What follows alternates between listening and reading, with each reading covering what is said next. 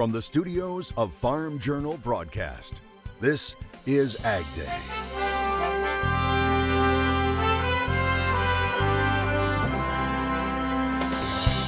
Choosing your own path.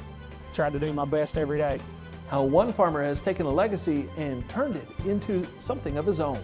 How many acres of corn and soybeans will farmers plant this year? And we're expecting them to say maybe 3 million more acres of corn are going to be planted. A preview of what we could see from this year's Ag Outlook Forum, as USDA takes new steps to try and combat the spread of avian flu and lower egg prices at the grocery store. Right now on AgDay. AgDay is brought to you by Pioneer. Next level yields start with genetics proven to perform. Pioneer. Next level yields start here. Good morning, I'm Clinton Griffiths. The Trump administration announcing a plan to fight avian flu and lower egg prices at the grocery store. The plan, announced by USDA Secretary Brooke Rollins, involves $1 billion in funding. Now, it involves 5 parts. First, a $500 million investment to help poultry producers increase biosecurity measures. $400 million in aid for farmers whose flocks have been impacted by avian flu, $100 million for research and to potentially develop vaccines and therapeutics for the nation's chicken flocks, removing unnecessary regulatory burdens on egg producers where possible. And USDA will also consider temporary import options to reduce egg costs in the short term. However, Rollins cautioned in a Wall Street Journal op-ed this week that there is no silver bullet to eradicating avian flu. In announcing the plan, Rollins said the administration is anticipating egg prices could still further climb heading toward the Easter holiday, a time when demand has been historically high. We are seeing probably even a little bit more increase up until Easter, which is actually normal because so many eggs are used around Easter. We also have only been in 30 days. I've been in 13 days. It's going to take a little while to get through, I think, the next month or two, but hopefully by summer. Now, Rollins says they worked with the Department of Government Efficiency, or DOGE, to cut hundreds of millions of dollars of what was termed wasteful spending and repurpose some of those dollars by investing in long-term solutions to fight avian flu. The announcement coming just after USDA had revised its food price forecast, now expecting egg prices to rise more than 41% this year. That's more than double the 20% rise predicted last month. About 18.8 million commercial egg layers were impacted by HPAI in January alone, the highest monthly total since the latest outbreak began back in 2022. Now, the agency reports the cost of eggs right now is $8.07 a dozen. In regards to egg prices, the Ag Secretary also taking to X to share this photo. The USDA head says she left a message for the CEO of McDonald's to thank him for not adding a surcharge to their eggs. Several other breakfast restaurants, including Waffle House and Denny's, recently announced plans to add an egg upcharge. McDonald's is fighting to overcome a recent sales slump and its worst quarterly drop since the pandemic. The fast food giant says its eggs are 100% cage-free and sourced in the U.S. Another developing story we're following: USDA kicks off its annual Ag Outlook Forum this morning near Washington, D.C. While this isn't an official report, USDA will provide acreage, ending stocks, and price projections for the upcoming season, and those will not include any demand considerations regarding tariffs. With the current profitability and price ratio favoring corn over soybeans by more than 2 to 1, the market is expecting an acreage shift. Now, trade estimates show more corn at around 93.5 million acres and less soybeans at 84.4 million acres. So we are expecting the USDA to throw some acreage guesses out there, and we're expecting them to say maybe 3 million more acres of corn are going to be planted and about 3 million less acres of soybeans. Using the lower soybean acreage and a trend line yield of 52 bushels per acre, it still increases ending stocks above the current marketing year. 83 or 84 million acres from the ag form, you get a trend line yield or close. We're still at a 400 million carryout.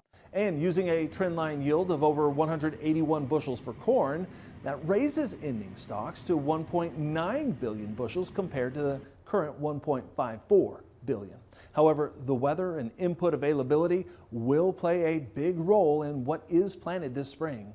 We'll bring you a complete look at the numbers later today online and tomorrow morning on AgDay.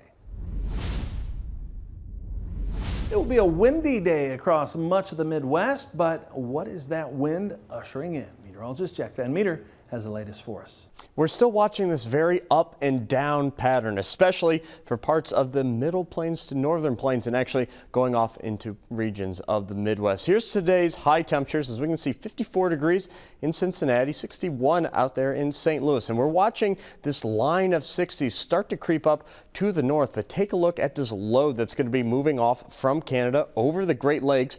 Really going to be dropping temperatures for a lot of folks. As we can see, Maine actually going to be just right around 14 degrees. So a very cold start for them for tomorrow morning. Take a look at Omaha, starting off at only 27 degrees.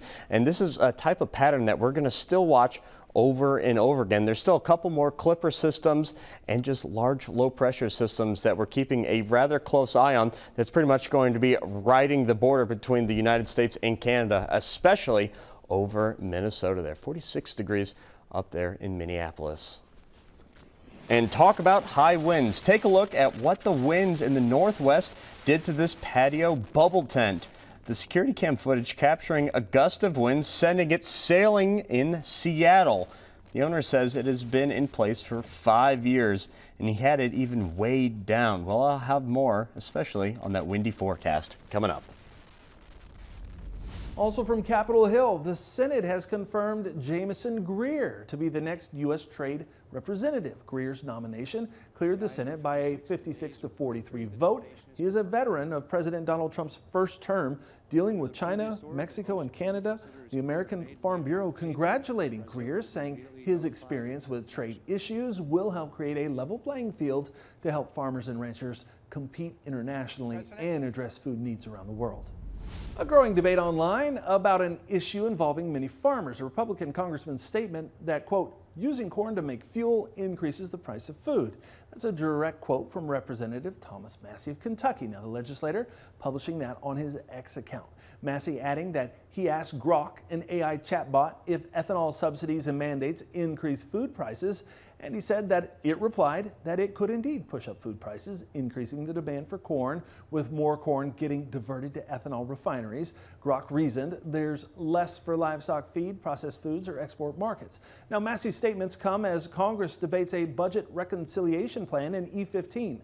RFA President and CEO Jeff Cooper responding to Massey's comments, telling AgDay there is not a shred of credible evidence to support Representative Massey's food versus fuel assertions, adding, rather than asking Grok for answers, Massey should be asking corn growers in his district about what's really happening in today's food and feed markets.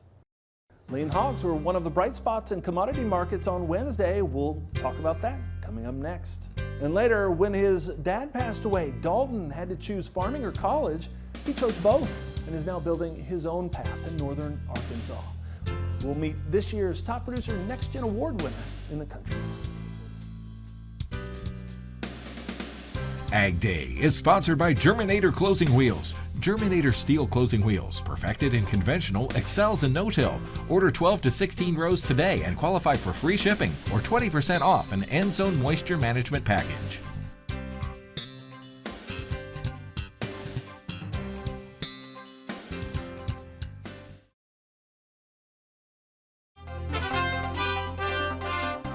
A mostly down day midweek for the markets, with corn and soybeans continuing to get pulled lower. AgDay's Michelle Rook lets us know what analysts will be watching today out of the Ag Outlook Forum in Markets Now. Grains ending lower on Wednesday. Mark Schultz is back with analysis. And Mark, we had quite a few things that influenced the grain markets on Wednesday, including tariff and some new headlines about Canada, Mexico, even the EU. President Trump's cabinet meeting he talked about the possibility that it now looks as though we're going to push the tariffs for both back for Canada and Mexico to April 2nd. And that seemed to help out. He also made some reference that there may be some potential tariffs going on with the EU upwards of 25%, but he's just floating that out as an idea. Was there also some squaring ahead of the USDA Ag Outlook Forum that we'll have this morning? Yeah, they're going to announce the acres on here. Obviously, they're going to look for the corn acreage to be up. You'll look for the soybean acres to be down versus a year ago. We shall see. I think if you start seeing the corn acreage jump up anywhere from 4 million acres more than a year ago, it's going to be on the negative side. If you see the vice versa, if you see it go down to only 2 million acres more increase, you'll likely be a little bit more on the friendly side. Yeah. And we're trading South American weather yet, aren't we? Yeah, we sure are. I still think this is one to watch here in the background. They've made great progress in Brazil. They've got the good majority of the beans already harvested. The safrinha corn, which was running behind on planting pace, is now caught up. Again, we're getting close to this March 1st. They'll likely plant corn all the way to the 5th to the 10th of March if they have to. And it's not a big problem, but they've caught up. So they're more on average of what gets planted on the safrinha corn. So that's a good thing. A little bit dry in the far southern part of Brazil. Something to watch there, maybe more so for the beans than it is for the corn at the present time. Right. We bounced off some key support areas this week in both corn and soybeans. Where do you think we need to hold here? I think you better hold those lows that were posted earlier this week. If we start taking that out, I think that could lead for a little bit more fund liquidation to take place. So we shall see what it goes in here. But I think we've already had some fair amount of liquidation already take place. All right. Thanks so much. That's Mark Schultz with North Star Commodity. We'll have more Ag Day coming up. Watch Markets Now with Michelle Rook on the Farm Journal YouTube channel, keeping you updated throughout the day on the markets at the open, midday, and close. Find out what moved the markets today and what to expect the market to do next.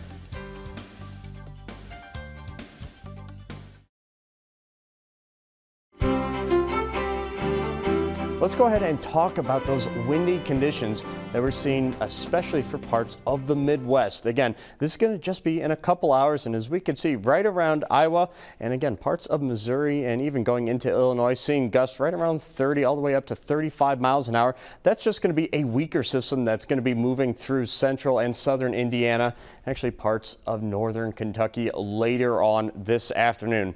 We are looking at another uptick in wind gusts, especially going into your Friday and into your weekend ahead. Take a look at this. This is Friday at 9 o'clock in the morning. And as we can see, just a large area, big swath of really strong winds. And when we're looking at these purples, we're looking at wind gusts right at or a little above 40 mile an hour coming out of the southwest as that big low pressure system. You could see the wind change there as it's moving through parts of the Great Lakes states and moving actually out to the southeast there. So if you, again, have any patio furniture or anything of the sort, just make sure it is tied down, and unfortunately you don't suffer the same fate as those folks out there in Seattle. Here's what our radar looks like for the rest of today. Still going to be dealing with some remnants of a system that started yesterday. Still going to be turning off into the eastern part of the country, and then watching another clipper system that's just going to dip down just a little bit and especially give folks in Minnesota and actually parts of Michigan a nice taste of snow and then a wintry mix for southern extents of that region. Looking at a lot of clearing as high pressure really is going to be taking pretty much taking the throne for much of the weekend. And actually then we're actually going to be starting to watch some of this cloud cover, which is going to be indicative of some moisture coming up from the Gulf. And we're going to be watching a system that's going to be forming in the middle of the week by next week. Here's a precipitation outlook for that first week of March. As we can see for Texas and unfortunately parts of the northern part of the country, going to be fairly dry. And then looking at those wetter than normal conditions for both of the coasts. Effingham, Illinois, 57 degrees and a low of 31 degrees. Drummond, Oklahoma, 69 degrees and a low of just 40 degrees. Good news though, sunny conditions. And finally, Bavaria, Ohio, 46 degrees and a low of 30 degrees.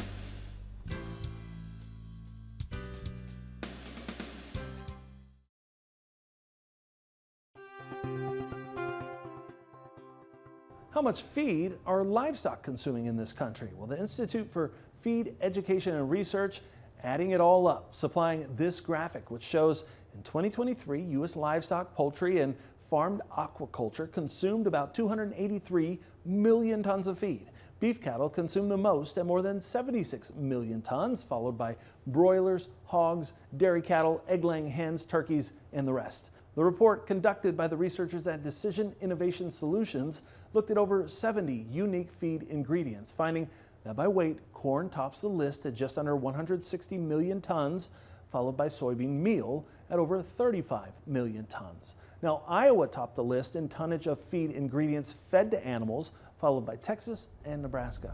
And more research results, this time from CoBank, taking a look at the impact of beef on dairy. It says while its research is limited in scope, information collected to date suggests the growing number of beef on dairy animals is contributing to higher cattle prices for producers and delivering added value to feedlots and processors. The researchers looking at a dollars per head basis showing beef feeder cattle were priced the highest, followed by dairy and dairy beef. However, once those cattle were sold for slaughter, the ranking for price changed, with dairy beef being sold at auction for the highest average price per head, $100 more in fact than for beef, and $275 more per head compared to dairy. And CoBank says beef quality is surging, with many of the animals from dairy programs that have utilized native beef genetics such as Angus qualify for branded premium programs. Well, we all know life on the farm doesn't always go as planned. Just ask Dalton Dildine. We have his incredible story of resilience next in the country.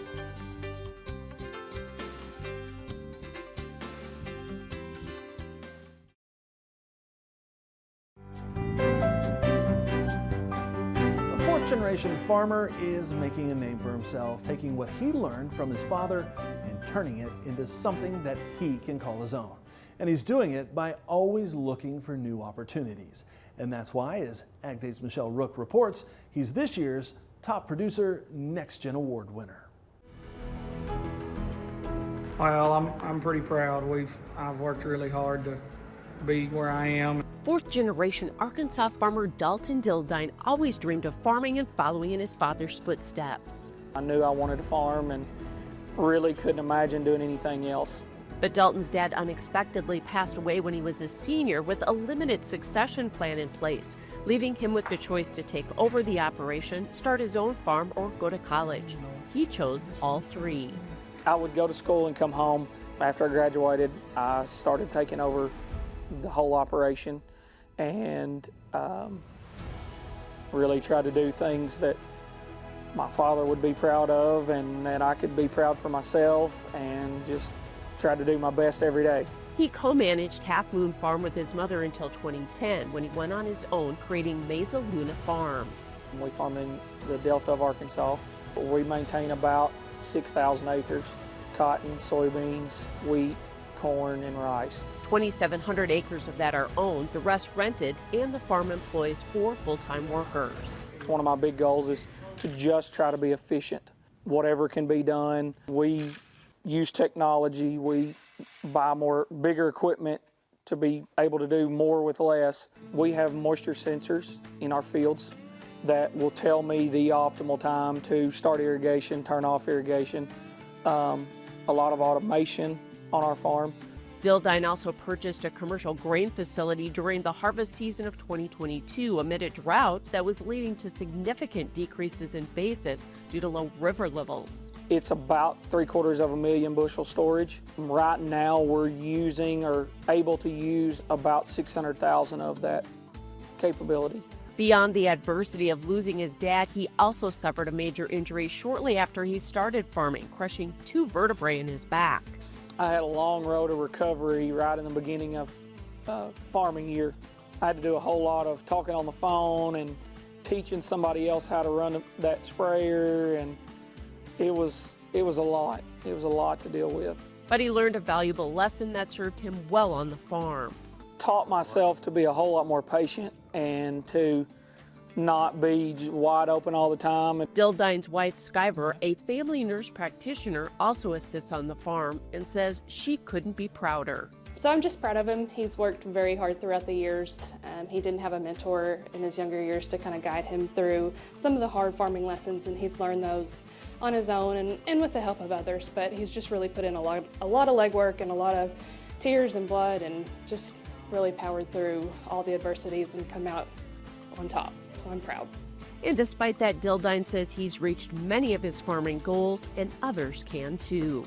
I want young farmers to be aware that you can do it. It's not impossible as often as it feels like. Congratulations to Dalton Dildine, this year's Next Generation Award winner. All right, thanks, Michelle. And you can look at the profiles of all of this year's top producer winners over at agweb.com. And that's all the time we have this morning. We're sure glad you tuned in. From all of us here at AgDay, I'm Clinton Rivers. Have a great one.